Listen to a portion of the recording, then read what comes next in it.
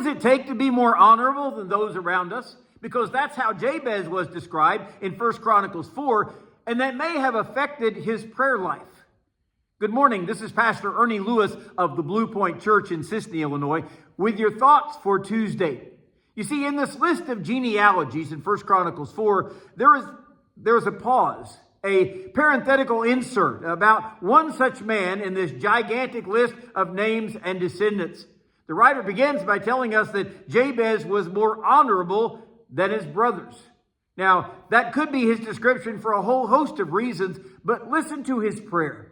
1 Chronicles 4:9 says, "Now Jabez was more honorable than his brothers. And Jabez called on the God of Israel, saying, 'Oh, that you would bless me indeed and enlarge my territory.'" Now, some translations call it our borders or our coast.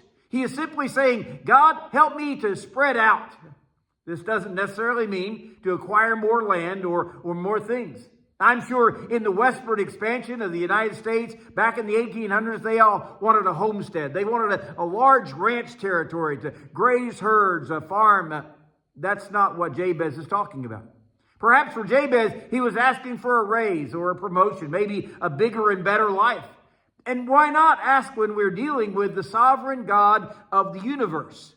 1 Corinthians chapter 2 and verse 9 says, "Eye has not seen, nor ear heard, nor have entered into the heart of man the things which God has prepared for those who love him." Do we really believe what God says about his ability and his desires for us? Well, one thing that Jabez knew was that if his territory was enlarged, he would have even greater opportunities. What great things could God do through me? If I had a greater influence, I could share the gospel with more people. If I had a larger territory, I would meet and influence a greater crowd of the lost. If I had a larger border around us, we could find more things to do for God. Maybe we need to pray this prayer and see what God could do with all the things in our life. Perhaps the Apostle Paul prayed this when he was sitting in Antioch teaching in the church, and they sent him out as a missionary. Or maybe Philip prayed this prayer when he was preaching a revival in Samaria, and God ended up sending him to Gaza to speak to the Ethiopian eunuch. Now, do not pray this prayer if you're not ready for God to do greater things in you. We once prayed that a neighbor lady would sell us some property around our church. She ended up giving us 10 acres, and we actually purchased 3 more on the other side. So what if we prayed today, "God, just enlarge my territory"?